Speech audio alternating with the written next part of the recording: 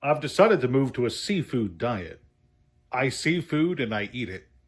Hey there, kiddos, and welcome back to the channel. I'm Uncle Frank, hoping that you are having a great day. And in today's video, I'd like to sit back in my very squeaky chair, relax, and have a conversation with all of you about Wizards of the Coast, the Magic the Gathering secondary market. And I'd like to try and answer the question about, is Wizards intentionally trying to destroy the secondary market? And why would they do that?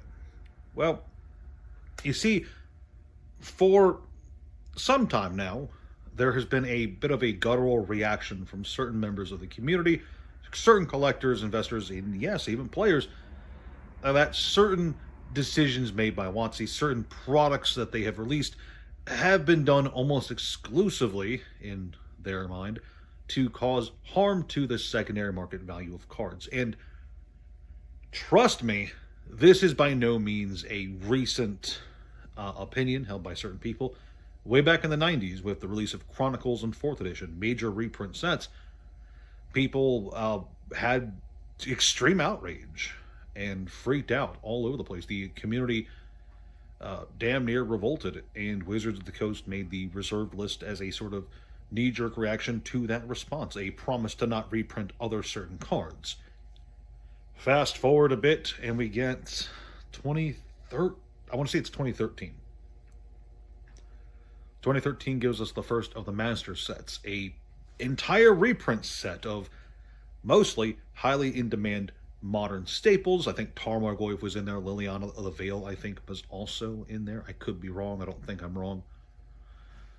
And while this set did provide a lot of people with some very much in-demand cards, there was definitely loud parts of the player base that were perhaps in their own minds justified in thinking that this was a direct attack on the secondary market by Wizards of the Coast. And of course, Master sets became a mainstay for several years after that, until Wizards drove the product line into the ground to the point that no one wants to buy them these days. Good stuff. Good stuff.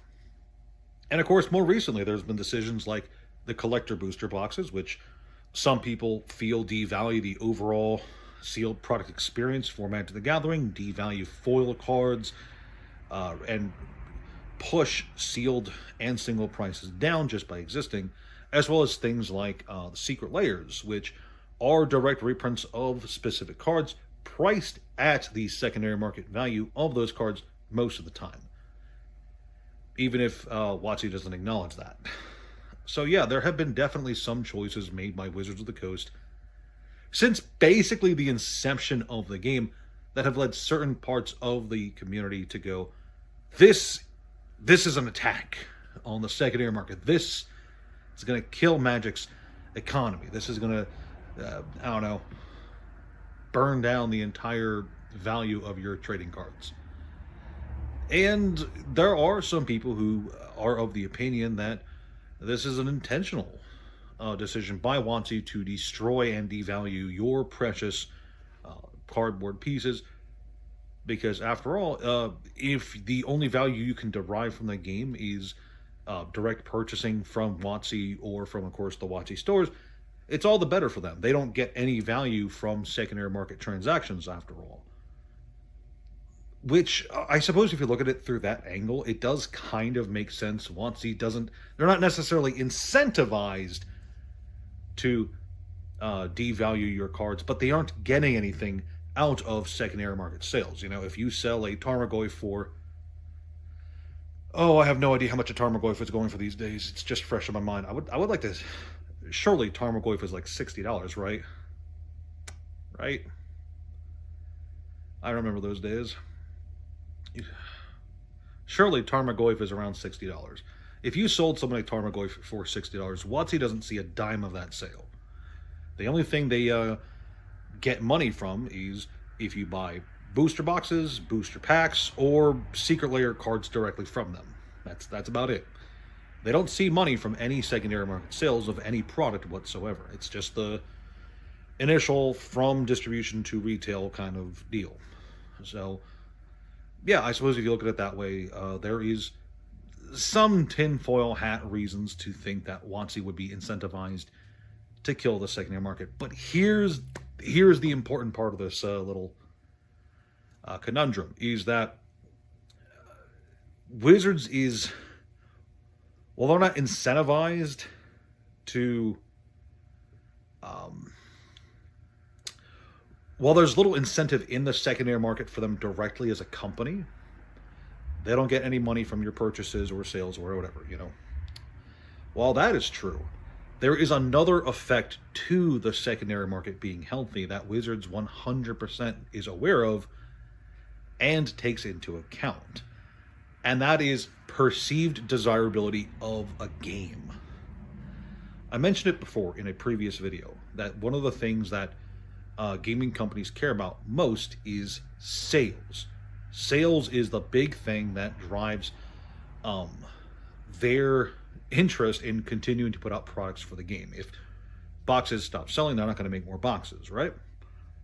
Well, like it or not, secondary market activity is definitely a driving force and a factor that companies do take into account. Maybe not as much as the primary sales, but it's something that they pay attention to because it does provide a very good indicator of how much genuine interest is there in the game. After all, if thousands and thousands of boxes are selling, but none of the cards in those boxes are moving, it looks an awful lot like someone's just buying boxes to sit on them, rather than buying them to crack them and play them, right?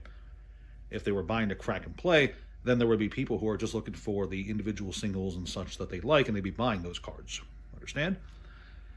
So while WotC doesn't get anything monetarily from secondary market sales, a healthy secondary market, a thriving and flourishing secondary market full of hype cards that people are willing to pay big dollars for, that does indirectly benefit them because it shows that the game is something that has value in and of itself just for existing, beyond just the price of a sealed box.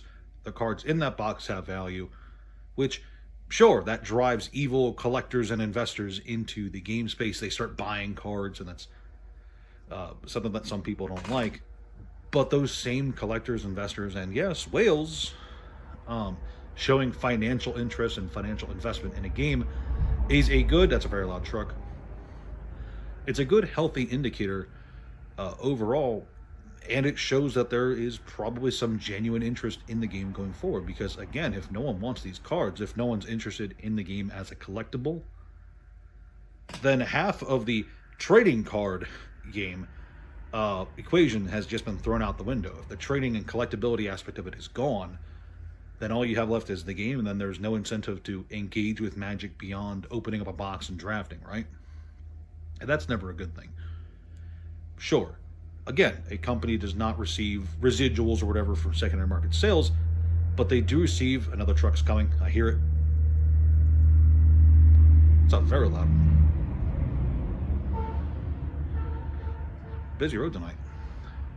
So yeah, they don't receive residuals or whatever from secondary market sales, but Wizards of the Coast, it is in their best interest to have perceived value of their cards, regardless of whether or not they get money for that perceived value. Because again, healthy game means more people are going to be interested in sticking around in the game. They aren't going to feel like they've lost money playing or buying cards.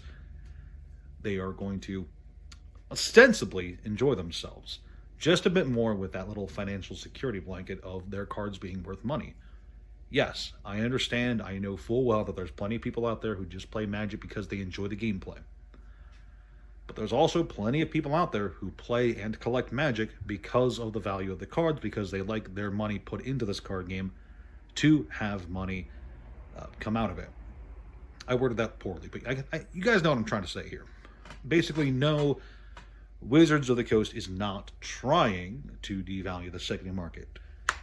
And I say trying because, while they're not trying to devalue the secondary market, they have definitely put out products like Secret Layers that try to capture some of that secondary market value in a sealed product. It's not exactly a secret that Secret Layers are priced based on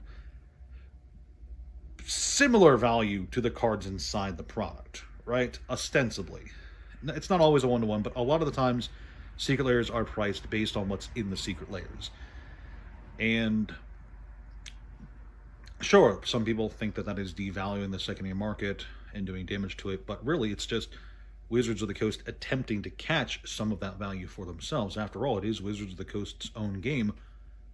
Why shouldn't they try and get some of money, squeeze just a bit more cash out of it for themselves? And I'm not going to get into a whether or not products like that are good or bad for the game. Ultimately, my opinion on Secret Layers has been and always will be, if they are just alternate art cards, it's fine. Let people spend money for that. If it's used to put out mechanically unique cards, then we have a problem. And I've never exactly been shy about those opinions. For now, all I want to say is, and I hope I got this point across, no, it is not in Wizards of the Coast's best interests to destroy the secondary market for their own card game, just because driving away collectors, investors, and yes, even regular players who just want some value to be retained is never a good idea, and they know that. So that's all I've got to say. I hope you guys enjoyed the video. Please like, share, subscribe, leave a comment down below. Do you guys know that we have a Discord? We have a Discord. There's a link in the description. I also have a Patreon if you feel like throwing money at me. And I have a TCG Player Store if you feel like throwing money at me. But that's all I got. Thank you guys for watching. I'll talk to you later.